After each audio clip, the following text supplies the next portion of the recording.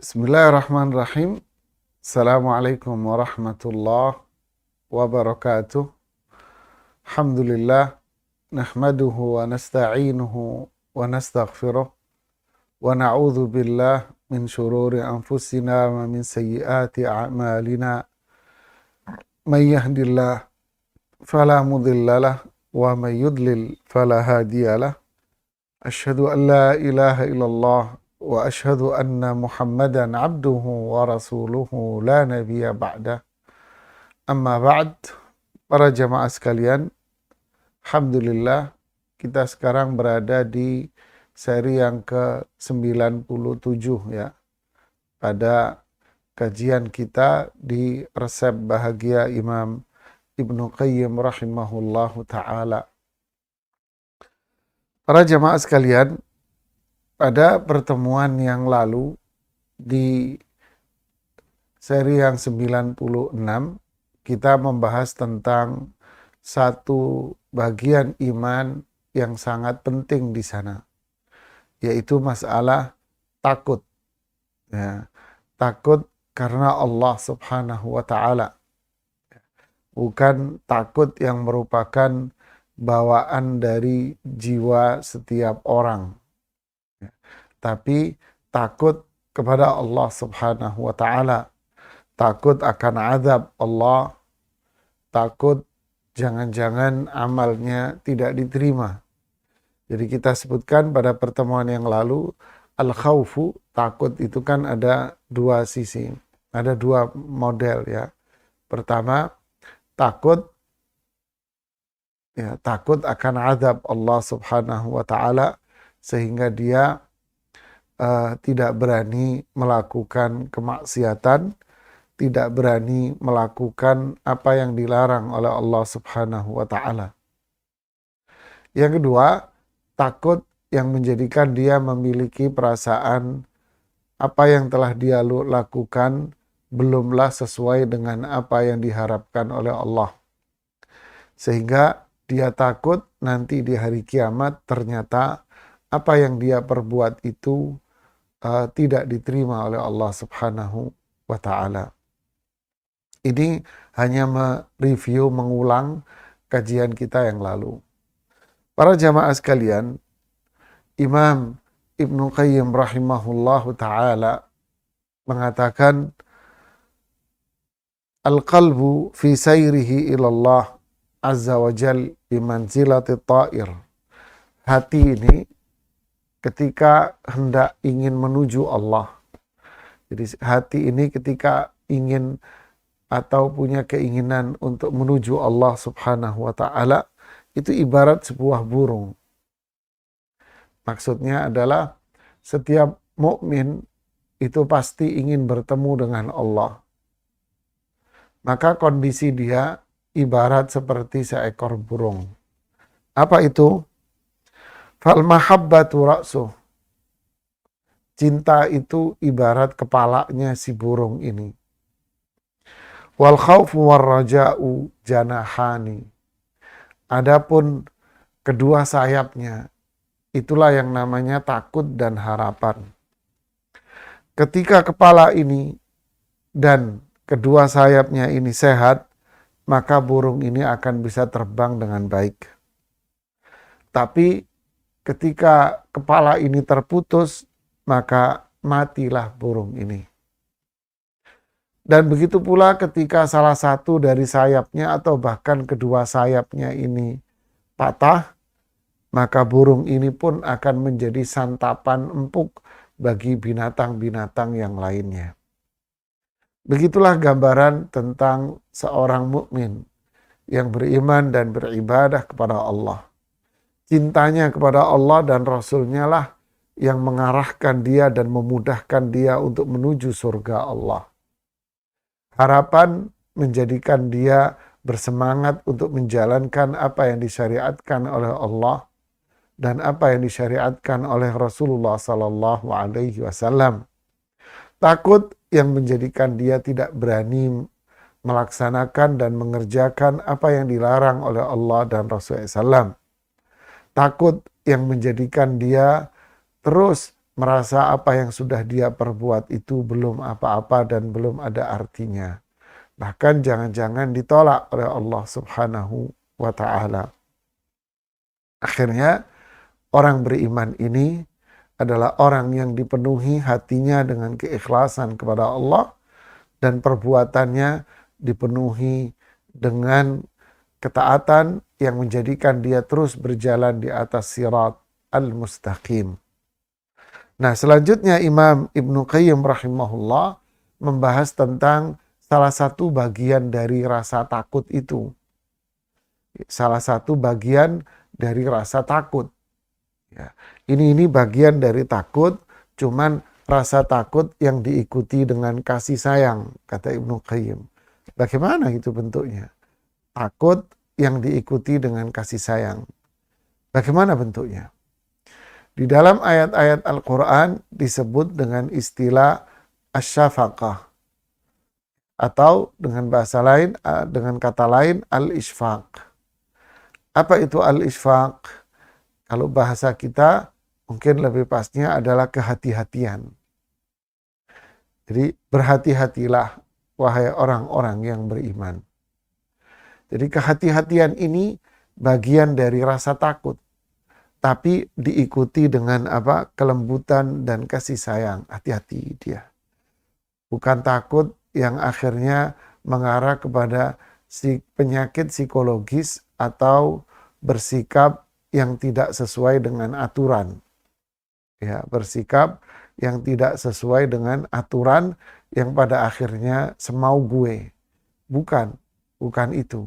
Tapi takut yang didasarkan atas ilmu sehingga dia bergerak itu dipenuhi dengan kehati-hatian. Jadi inilah maksud beliau bahwa al-ishfaq itu adalah takut yang mengandung unsur kelembutan dan kasih sayang. Jadi hati-hati dia.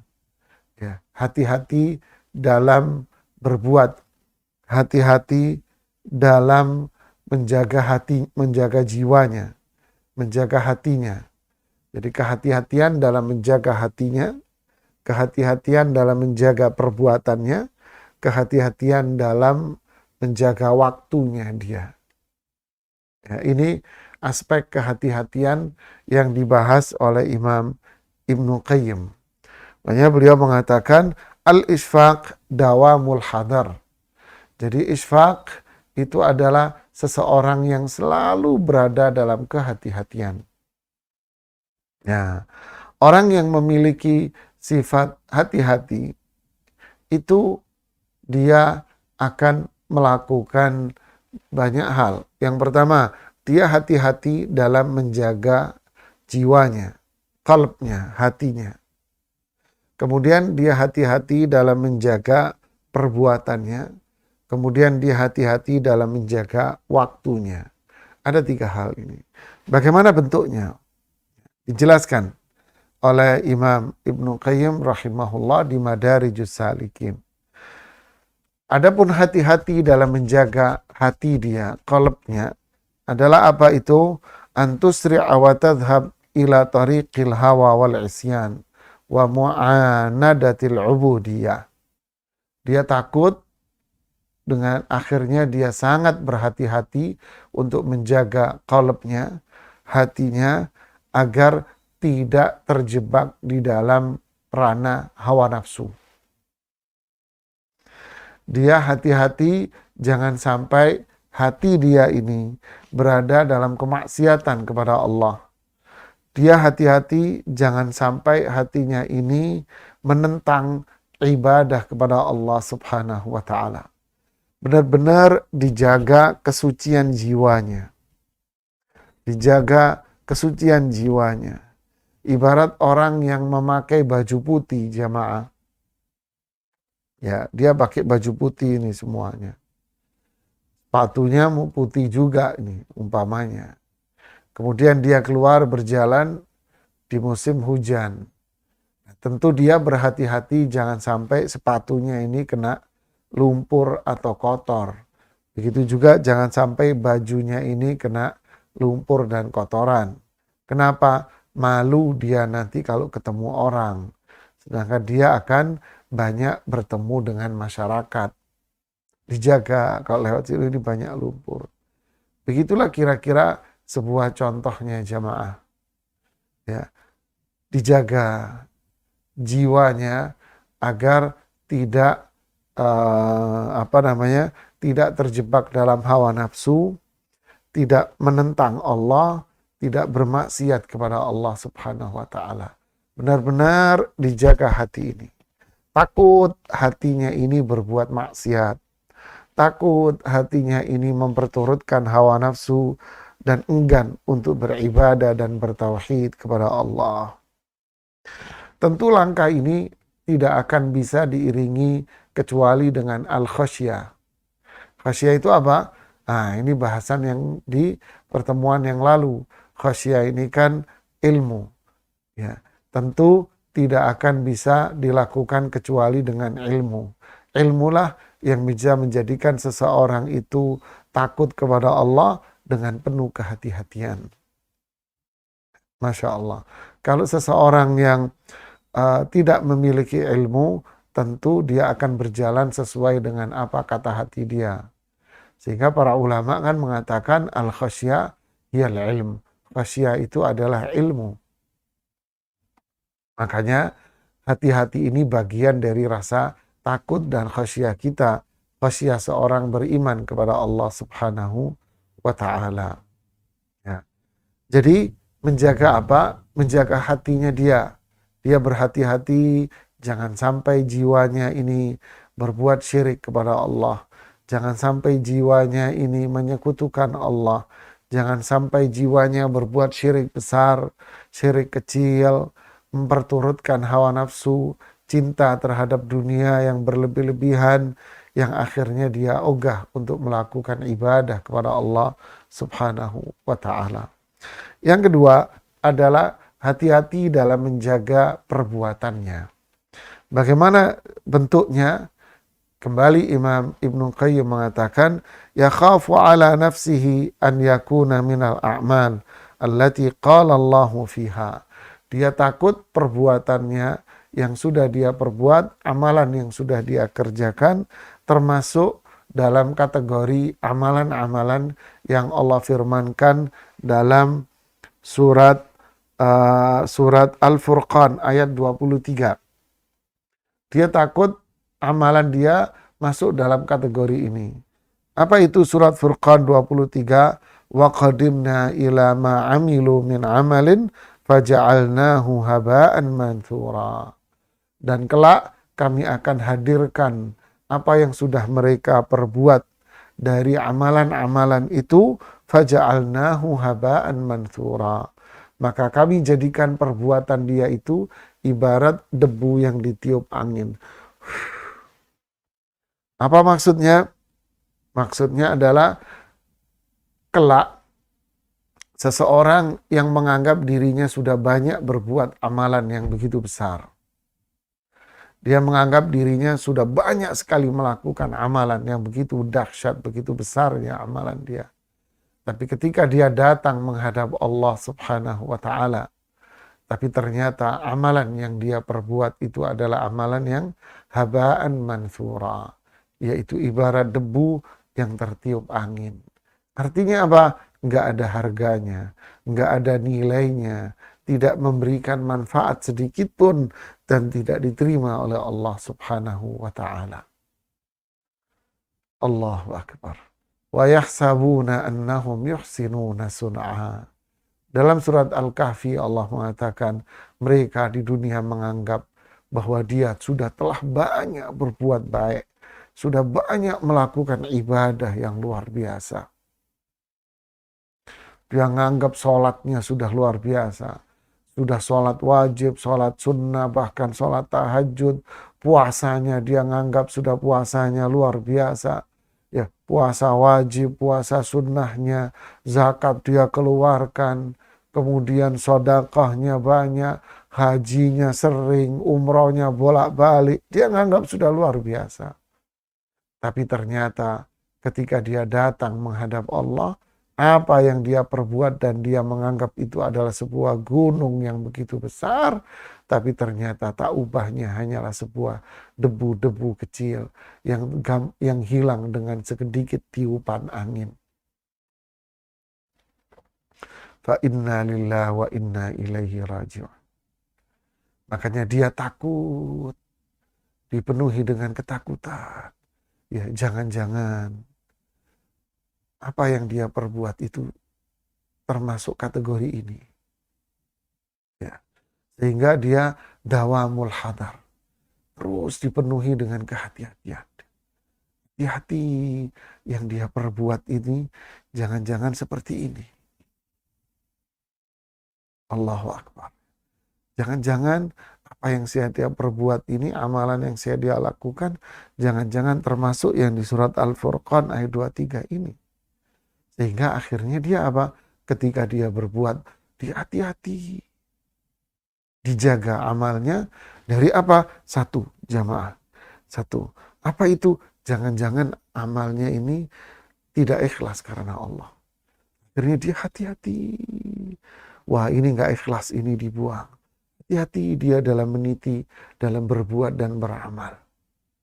Dijaga benar keikhlasan dia. Jadi dia dalam berbuat, ya akhirnya hati-hati jemaah. Hati-hatinya apa? Dijaga benar keikhlasan dia kepada Allah. Dia takut seperti ini, akhirnya dia hati-hati. Dijaga keikhlasannya hatinya. Jemaah. Kemudian apa? Wa imma bima'asin tafriquhu wa tuhbituhu.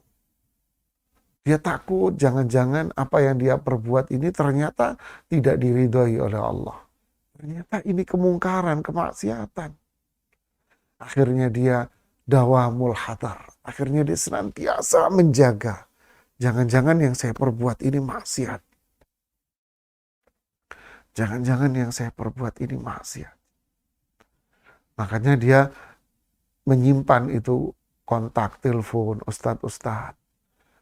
Dia selalu nanya, Ustadz, kalau saya mau ini boleh nggak? Halal nggak?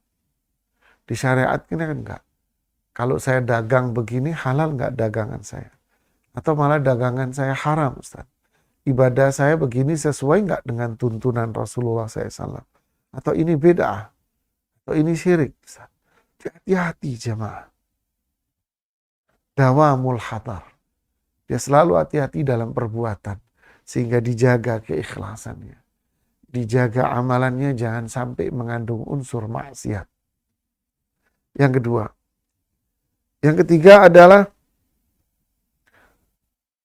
wa yakunu halu sahibihi kal halil lati qala Allah Ta'ala an ashabiha. Akhirnya kondisi orang yang senantiasa berhati-hati ini seperti perumpamaan yang Allah ceritakan di dalam Al-Quran. Ibarat perumpamaan yang Allah ceritakan di dalam Al-Quran tentang orang yang senantiasa takut hingga dia berhati-hati. Apa itu? Ayawaddu ahadukum antakuna lahu jannatun min nakhilin wa a'nab.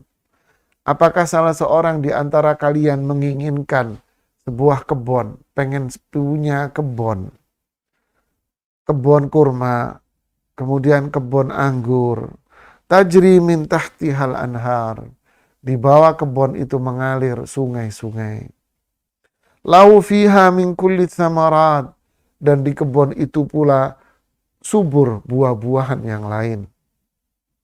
Apa maksud dari ayat ini? Umar ibnul Khattab radhiyallahu ta'ala anhu mengatakan kepada para sahabat, apakah kalian tahu ayat ini turun berkaitan dengan siapa? Mereka mengatakan Allah lah yang lebih tahu. Lalu Umar bin Khattab marah. Kemudian beliau mengatakan, jangan kalian mengatakan Allah yang lebih tahu. Salah itu. Ucapkanlah kami tahu atau kami nggak tahu.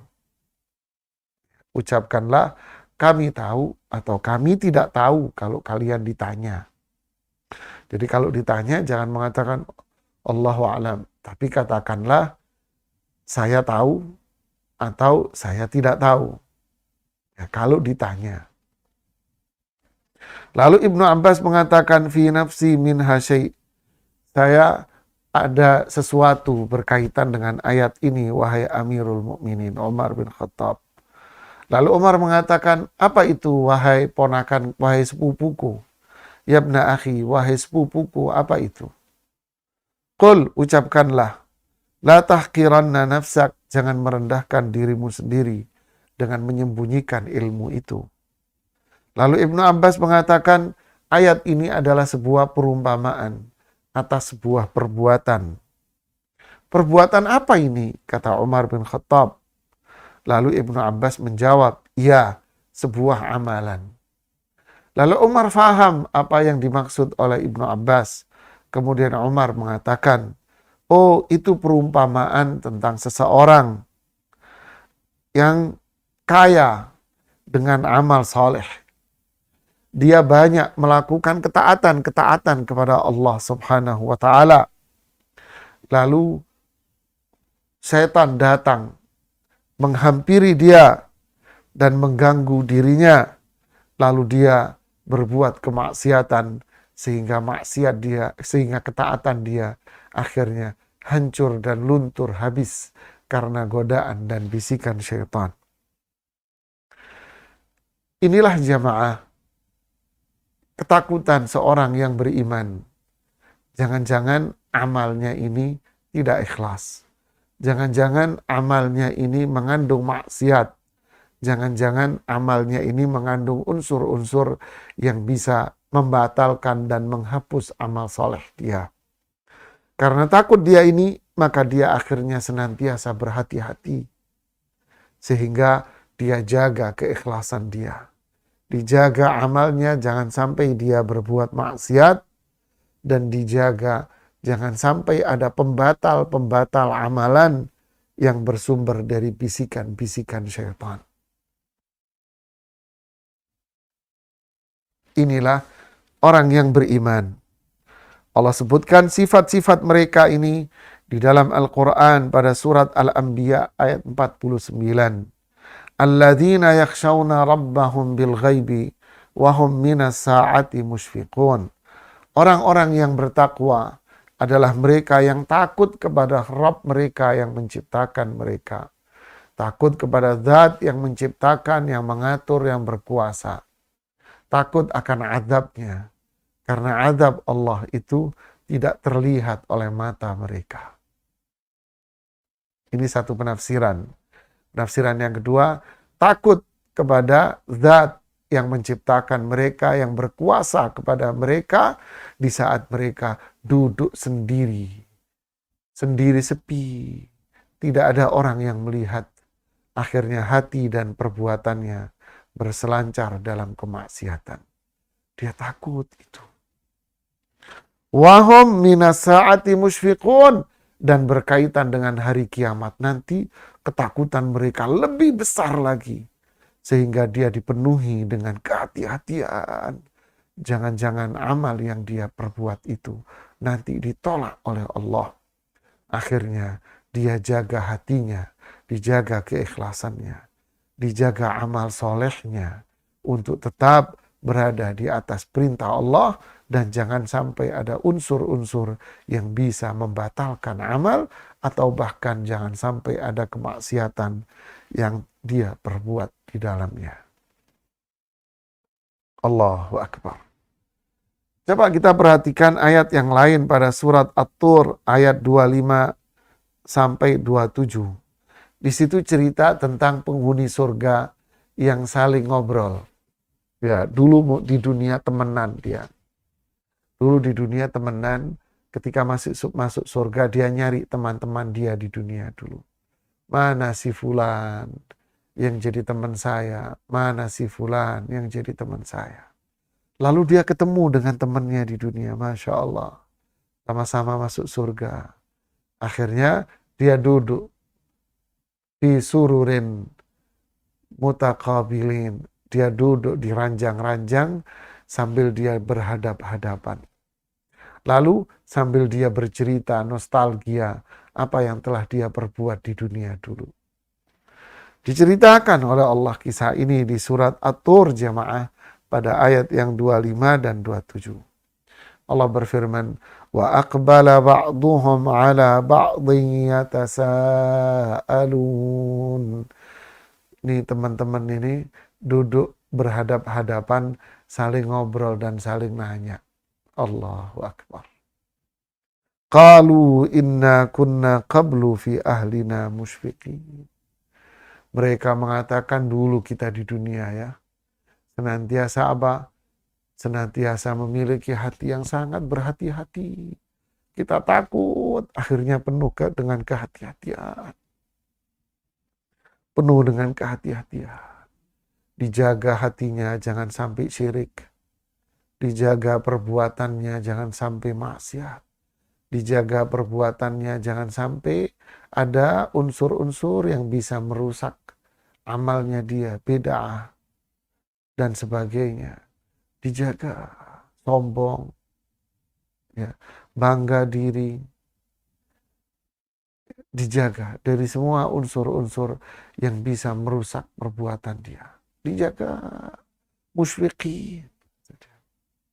Famanallahu alaina. Akhirnya Allah mengaruniakan kepada kami rahmatnya, hidayahnya. Wa waqana adzabas samum. Akhirnya Allah melindungi kita dari azab neraka jahanam. Semoga para jamaah Allah pertemukan kita kelak di surga nanti. Allah pertemukan kita di surga sebagaimana Allah pertemukan kita di atas ilmu yang syar'i di majelis yang paling mulia di dunia, yaitu majelis ilmu. Dan Allah pertemukan kita kelak di akhirat di majelis yang paling mulia, yaitu surga Allah Subhanahu wa ta'ala. Subhanallah. Inilah orang-orang yang menjaga menjaga hatinya dan menjaga perbuatannya. Kembali Imam Ibnu Qayyim juga mengatakan menjaga hati itu pula jangan sampai hatinya Jangan sampai hatinya kena syubhat, terkena syahwat, ya, terkena penyakit-penyakit yang merusak perjalanan dia menuju Allah. Terkena penyakit-penyakit yang bisa merusak kesucian dan mengotori kesucian jiwanya para jemaah. Subhanallah ya. Menjaga hatinya. Jangan sampai ada riya, berbuat ingin dipuji orang. Berbuat ingin didengar oleh orang. Berbuat untuk mendapatkan dunia. Dijaga hatinya dari itu semuanya. Dijaga perbuatannya dari unsur-unsur yang merusak perbuatan dan perilaku dia. Apa itu? Dijaga, kata Imam Ibnu Qayyim, contoh, dijaga dari unsur-unsur sikap yang mengandung unsur mukhasamah, melawan, menentang perintah Allah. Ya, mukhasamah, ada unsur penentangan, ya, menentang, membantah dari apa yang Allah perintahkan kepada dirinya. Dan dijaga dirinya dari sifat malas, sehingga dia senantiasa bersemangat. Inilah bagian dari rasa takut jemaah. Takut jangan-jangan dia nanti diazab oleh Allah, sehingga dia senantiasa berhati-hati. Subhanallah. Inilah sifat orang-orang yang beriman. Ya, sifat orang-orang yang beriman. Sebetulnya disebutkan di beberapa ayat ya. Coba kita cek ya. Ada ayat apa aja yang bicara tentang orang beriman adalah orang-orang yang memiliki sifat takut karena ilmu, sehingga dia dawamul hadar, sehingga dia senantiasa berhati-hati. Subhanallah. Contoh yang Allah firmankan dalam surat Al-Anbiya ayat 27. Ya'lamu ma baina aydihim wa ma khalfahum. Allah mengetahui apa yang ada di hadapan kita dan apa yang ada di belakang kita. Wala yashfa'un, Dan mereka pun yakin beriman, kita ini tidak akan bisa menolong dan memberikan syafaat kepada siapapun. Illa liman irtada, kecuali orang-orang yang bakal diridhoi oleh Allah. Wahum min khasyatihi musyfiqun, karena rasa takutnya dia kepada Allah, akhirnya dia dipenuhi dengan kehati-hatian. Kemudian di surat Al-Mu'minun yang kita bahas dalam pertemuan yang lalu, yaitu surat ayat yang ke-57. Innal ladzina hum min khasyati rabbihim musyfiqun. Karena rasa takutnya mereka kepada Allah, sehingga dia dipenuhi dengan kehati-hatian. Kemudian di surat Syura ayat 18, walladzina amanu musyfiquna minha wa ya'lamuna annahal haqq. Orang beriman itu adalah orang-orang yang memiliki sifat khasyah, takut sehingga dia hati-hati dalam menjaga hatinya, menjaga perbuatannya. Begitu pula di surat Ma'arij ayat 27, walladzina hum min adzabi rabbihim musyfiqun. Yaitu orang-orang yang takut akan azab Rabb-nya, sehingga dia benar-benar memiliki sifat al-isfaq, takut yang begitu kuat sehingga dia menjaga hati dan menjaga perbuatan dia. Semoga Allah Subhanahu wa ta'ala memberikan hidayahnya kepada kita. Allah jaga hati kita, Allah karuniakan keimanan kepada kita semuanya. Barakallahu fikum. Ini yang bisa kita sampaikan pada kesempatan pagi hari ini. Semoga bermanfaat buat saya dan kita semuanya. Kita lihat pertanyaan yang masuk dari teman-teman kita.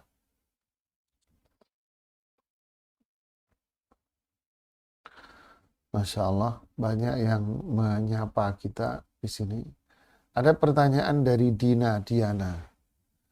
Bagaimana jika seseorang wanita yang belum menikah, tapi hanya ada kakak ipar saja?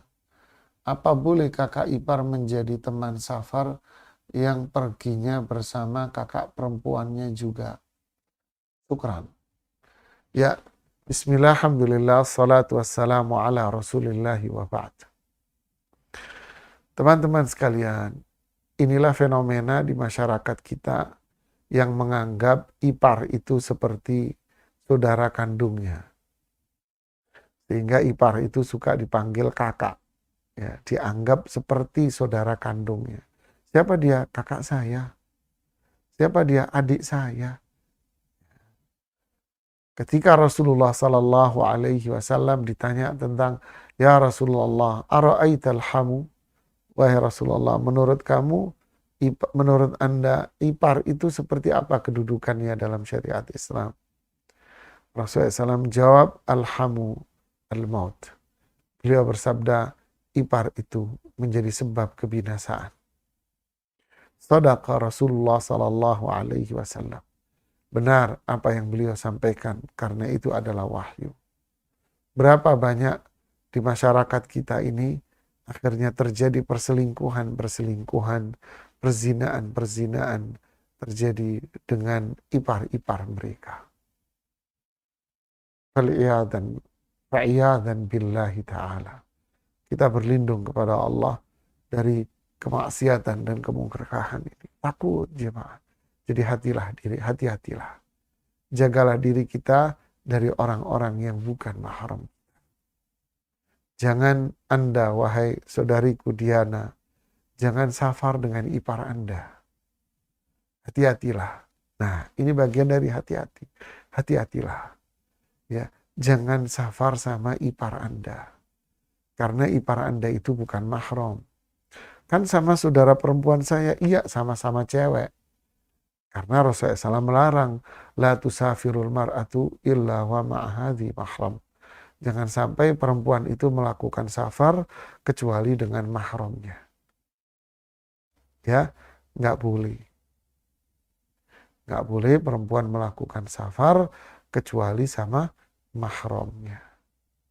Jadi hati-hatilah. Jangan sampai apa yang kita perbuat ini melanggar hukum. Kita takut masuk neraka. Terus apa solusinya? Ya pergilah dengan mahram Anda. Anda punya saudara laki-laki, ya, Anda punya paman, Anda punya ponakan laki-laki, ya, itulah mahram Anda. Ya, barakallahu fiik. Kemudian pertanyaan berikutnya dari Abu Azzam.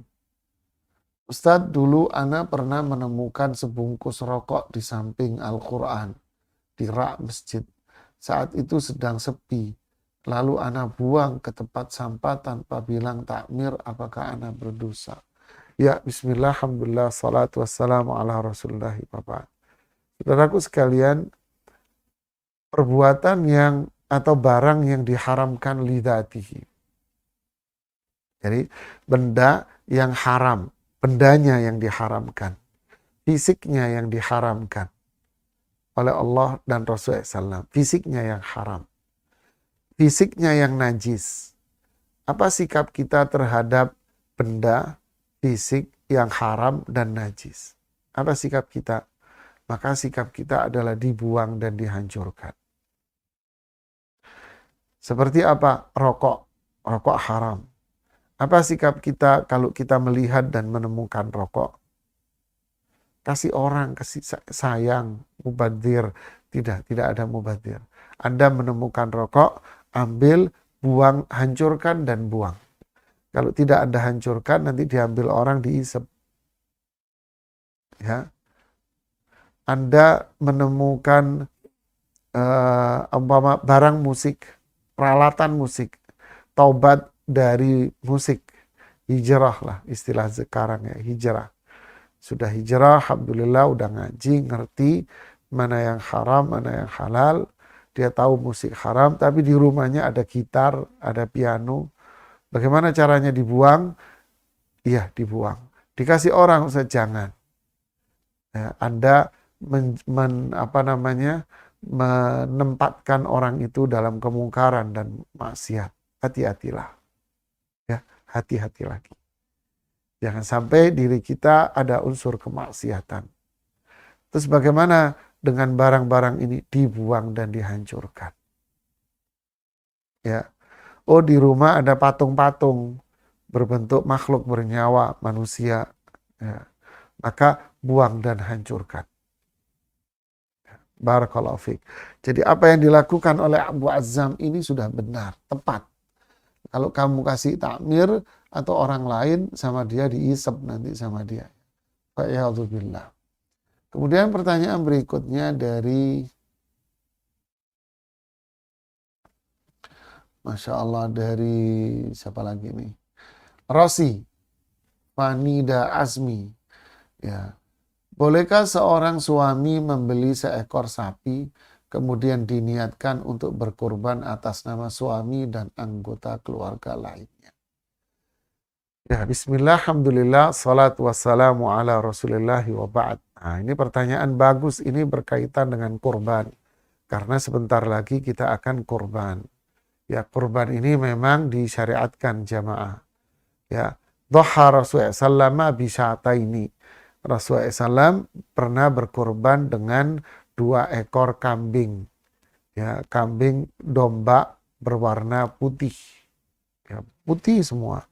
Bentuknya domba, jenisnya domba. Kemudian Rasulullah SAW menyembelihnya sendiri. Kemudian beliau sebelum menyembelih dikoroknya, beliau mengatakan, Allahumma hadha min Muhammadin sallallahu alaihi wasallam wa min ahli baiti. Allahumma hadha an Muhammadin wa an ahli baitihi wa an ummati Muhammadin sallallahu alaihi wasallam. Ya Allah, Allahumma, atau redaksi yang semisal ya. Bismillahi, Allahu Akbar, Allahumma taqabbal hadha an Muhammadin wa ahli baitihi wa an ummati Muhammadin SAW. Bismillah, Allahu Akbar.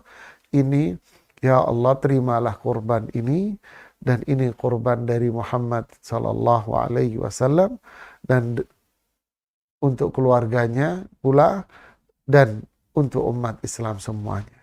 Dan dari sini para ulama fikih mengatakan boleh seseorang itu berkorban diniatkan pertama untuk dirinya dan dia niatkan untuk istri dan anaknya, bahkan boleh diniatkan untuk keluarganya dia yang lain.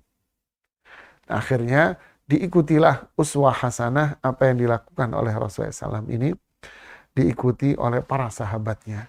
Seperti yang dikisahkan oleh Abu Ayyub Al-Ansari, dikisahkan oleh Al-Bara bin Azib, bahwa dahulu para sahabat berkorban untuk dirinya dan untuk keluarganya semua. Jadi boleh dia untuk dirinya, untuk keluarga intinya dia, atau untuk keluarga kakak adik yang lainnya. Dan itu diperbolehkan. Ya, Masya Allah. Kemudian berikutnya dari siapa ini? Ratni, Masya Allah. Menyimak, semoga Allah menjaga Ustadz Kru dan menjaga kita semuanya. Amin. Ya Rabbal Alamin. Ada Yanti, pertanyaan dari Yanti. Ustadz, di tempat saya kalau kurban sebelum dibagikan ke warga, panitia mengambil sebagian daging kurban untuk dimasak untuk makan para panitia. Apakah ini diperbolehkan, Ustadz? Ya, bismillah, alhamdulillah, salatu wassalamu ala rasulillahi wa ba'd. Memang ini diperbolehkan para jamaah. Rasulullah SAW membolehkan membagi kurban atau mendistribusikan kurban ini menjadi 3 bagian. Yaitu untuk sang pengurban sendiri, kemudian sang pengurban ngambil untuk diberikan kepada kerabat atau teman dekatnya, kemudian yang ketiga diberikan kepada fakir miskin yang ada di sekitar dia. Cuman yang jadi catatan penting bagi panitia kurban masjid ataupun yayasan, apa itu? Seringkali kita ini melihat jamaah ketika mau kurban sebelum dibagi ke fakir miskin, panitia ini mengambil istilahnya daging-dagingnya. Jadi kalau kambing itu dagingnya disesetin sama mereka, diambil dagingnya. Untuk apa? Untuk makan-makan panitia. Akhirnya tersisa tulang dan daging sedikit, itu yang dipotong-potong dan diberikan kepada fakir miskin. Akhirnya fakir miskin selalu ngedumel, ini kurban dari masjid selalu begini dari tahun ke tahun. Apa itu? Dapatnya tulang melulu. Nah, ini banyak, ini fenomena seperti ini. Jadi hendaknya kita bertakwa kepada Allah. Jangan kita mengambil dagingnya doang, kemudian akhirnya fakir miskin hanya kebagian tulang dan isi perut. Berhati-hatilah jamaah. Hati-hati dalam berbuat. Jangan-jangan apa yang kita perbuat ini akhirnya justru malah menghasilkan kezaliman. Nah, hati-hati dalam berbuat. Jangan-jangan apa yang kita perbuat ini mengandung unsur kezaliman jamaah. Ya, na'udzubillah, thumma na'udzubillah. Terus bagaimana? Ambillah dengan cara proporsional. Jangan memilah dan memilih ya, yang akhirnya orang lain fakir miskin hanya kebagian yang tulang-tulang saja. Barakallahu fiik. Kemudian pertanyaan berikutnya dari Susi. Oh, mana? Hilang. Dari Susi Sumardi. Ana mau bertanya bagaimana memberitahukan saudara yang suka pergi menggadaikan barang-barang untuk beramal. Apakah diperbolehkan, Ustaz? Ya, bismillah, alhamdulillah, salatu wassalamu ala rasulullah wa ba'd. Ini menarik ini. Berhutang untuk beramal. Jawabannya apa? La yukallifullahu nafsan illa wus'aha. Allah tidak memberikan hukum kepada kita. Allah tidak akan menentukan hukum pada kita kecuali hukum itu sesuai dengan kemampuan kita. Jangan memaksakan diri di luar kemampuan kita. Kalau memang Anda mampu bersedekah 1 juta, sedekahlah dengan itu. Anda mampu sedekah 100 juta, 1 miliar, lakukan. Tapi kalau Anda mampu sedekah 100 ribu, lakukan. Tapi kalau Anda mampu sedekah 5 ribu, lakukanlah. 100 ribu saya nggak mampu, jangan lakukan. Anda mampu cuma 5 ribu, yaitu 5 ribu itulah yang terbaik buat Anda. Ya, jangan memaksakan diri untuk berbuat baik, sedangkan Anda menjadi korban dirinya untuk berhutang. Ya, ini tidak baik. Ya, tentu ini tidak disukai oleh Allah dan Rasulullah SAW. Kemudian pertanyaan berikutnya, Masya Allah dari Hijau Daun USA ikut di sini. Barakallahu fiqh. Kemudian pertanyaan pula dari Putra di sini. Jika ada 5 tanggungan di keluarga, apakah semuanya wajib dibayarkan untuk kurban? Ya itu tadi jawabannya. Bismillah, alhamdulillah, salatu wassalamu ala rasulullah wa ba'd. Ada 5 tanggungan keluarga. Apakah masing-masing harus berkorban? Tidak. Seperti yang dikisahkan oleh Abu Ayyub Al-Ansari, Jabir bin Abdullah, Bara bin Azib, dan para sahabat yang lain bercerita bahwa dulu kami para sahabat ini kurban 1 ekor kambing untuk sekeluarga. Jadi kalau mampunya beli 1 ekor kambing, ya berkorbanlah dengan 1 ekor kambing itu. Tapi kalau mampu untuk beli sapi, ya berkorbanlah dengan 1 ekor sapi. Ya, niatkan untuk diri Anda wahai suami sebagai kepala keluarga, dan niatkan pula untuk istri dan anak-anak, ya. Dan boleh Anda niatkan buat keluarga yang lain yang tidak berkorban. Ya. Indahnya Islam. Kemudian dari Septian, bagaimana dengan amalan kita yang hangus akibat dosa? Apakah bisa kembali dengan sholat taubat? Ya, bismillah, alhamdulillah, salatu wassalamu ala rasulillahi wa ba'd. Bagaimana dengan amalan kita yang hangus karena riya? Apakah bisa kembali lagi dengan taubat? Ya. Riya itu bisa sumpama riya, sum'ah, ya, hasad, dengki, iri, musuh sama orang, sombong, bangga dengan dirinya, syirik kepada Allah. Semua ini akan menghapus amalan dia. Bid'ah akan membuang amalannya dia. Dan juga ini menghasilkan dosa besar. Ibaratnya udah jatuh ketimpa tembok. Udah amalnya hangus, dapat dosa besar lagi. Bagaimana caranya agar dia tidak terkena itu lagi? Bertaubatlah, hati-hatilah. Dengan cara apa? Taubat kepada Allah. Taubat kepada Allah. Apakah kalau dia taubat, amalnya yang kehapus kemarin itu bisa balik lagi? Tentu tidak bisa, jemaah. Tapi dosa besarnya akan bisa dihapus oleh Allah. Sehingga ibarat kertas itu akan bersih kembali. Ibarat papan tulis akan dihapus kembali. Ibarat kotoran akan disucikan kembali. Sehingga akan bersih, suci kembali, putih kembali dari perbuatan dosa. Ya, jadi apa? Berbuat baiklah yang berikutnya agar kita bisa mengisi kesucian jiwa ini dengan pahala-pahala yang berlimpah dengan tauhid kepada Allah. Kemudian ada pertanyaan berikutnya enggak ini? Dari Lita Darwis. Pak Ustadz, semoga kita selalu dalam keadaan sehat walafiat. Oh amin ya rabbal alamin. Kita didoain oleh teman-teman semuanya ini. Barakallahu fiqh. Semoga Allah berikan hidayah, rahmatnya. Hati kita dijaga dari syirik, dari penyakit-penyakit hati. Allah jaga perbuatan kita dari semua unsur yang haram. Sampai akhir kehidupan kita kelak, jamaah ya. Kemudian ada pertanyaan enggak ini? Banyak ternyata. Saya pikir udah habis nih.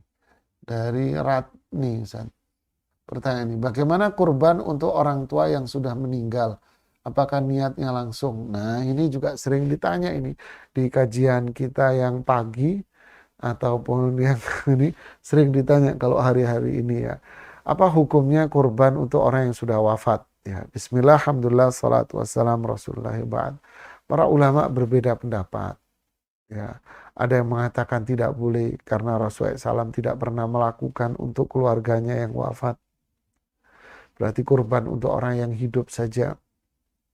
Ini pendapatnya Syekh Muhammad Shalih Al Utsaimin. Yang kedua mengatakan boleh, nggak apa-apa. Kenapa? Karena ketika kurban Rasulullah SAW tadi kan mengatakan, ya Allah terimalah kurbanku. Ini adalah kurban untukku dan untuk keluargaku. Nah, kata-kata untuk keluargaku. Padahal keluarga Rasulullah SAW ada yang wafat seperti Khadijah. Ada keluarga Rasulullah yang wafat seperti putri-putri beliau yang wafat di zaman Rasulullah SAW. Berarti termasuk keluargaku adalah termasuk orang-orang yang wafat dari keluargaku juga. Ini pendapatnya Syekh Abdul Aziz Ibn Baz rahimahumullahu jami'an. Kalau saya sih ini lebih leluasa ya buat kita, sehingga kita bisa niatkan kurban kita untuk kita istri, suami, untuk istri, anak-anak, orang tua kita yang sudah wafat ya. Barakallahu fiik. Kemudian dari Lita tadi, Darwis tadi. Pak Ustadz, seseorang diberi uang oleh saudaranya. Namun setelah pemberian yang kedua kali dia tolak karena tahu itu dari keuntungan dari Bitcoin. Gimana Pak Ustadz? Ya, bismillah, alhamdulillah, salatu wassalamu rasulullah. Secara hukum syar'i itu halal bagi dia. Contoh, si A punya pekerjaan haram. Dia umpama pekerja bank konvensional. Murni penghasilannya dari bank konvensional. Berarti kan riba, haram. Atau punya penghasilan haram yang lain. Kemudian si A ini neraktir makan kepada si B. Atau si A ini belanja barang beli kepada si B. Atau si A ini bersedekah kepada si B dan si C.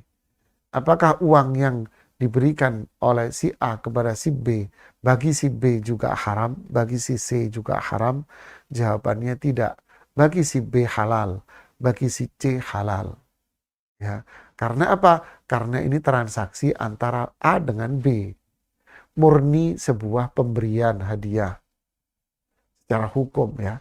Murni ini adalah pemberian, murni ini sedekah, dan murni ini hadiah. Murni ini transaksi jual beli yang halal antara si A dengan si B. Si A berangkat ke minimarket untuk beli. Ya, padahal penghasilannya tadi dia transaksi normal, barang yang dia beli halal, transaksi jual beli yang sesuai dengan syarat dan ketentuannya, berarti hibah yang halal, sedekah yang baik, kan gitu kan? Maka bagi penerima si B, si C, si D penerima, bagi mereka itu adalah halal, tidak ada masalah. Nah, berbeda dengan si A dengan pihak tempat dia bekerja adalah transaksi yang haram. Ya. Nah, ini dalilnya apa? Dalilnya adalah apa itu? Ya, para sahabat bertransaksi dengan orang kafir, jual beli dengan orang kafir, jual beli dengan Yahudi, Nasrani. Padahal Yahudi sendiri, ibarat si A-nya, si Yahudinya ini, jual belinya, transaksinya, bisnisnya haram semua. Tapi Rasulullah SAW dan para sahabat jual beli dengan mereka. Berarti kan halal, tidak ada masalah. Ya, karena ini haram, ya kalau para ulama mengatakan sisi haramnya bukan karena fisiknya, karena sebab yang lain. Ya, barakallahu fiik, intinya tidak ada masalah halal. Ya. Kalau ini haram, waduh, orang yang penghasilan haram nggak bisa beli di supermarket, minimarket, warung-warung tertutup bagi dia, mati dong kelaparan dia.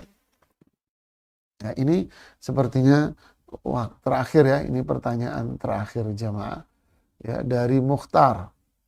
Ya, semua enggak nanya, mendoakan kita ya, alhamdulillah, jazakallah khair.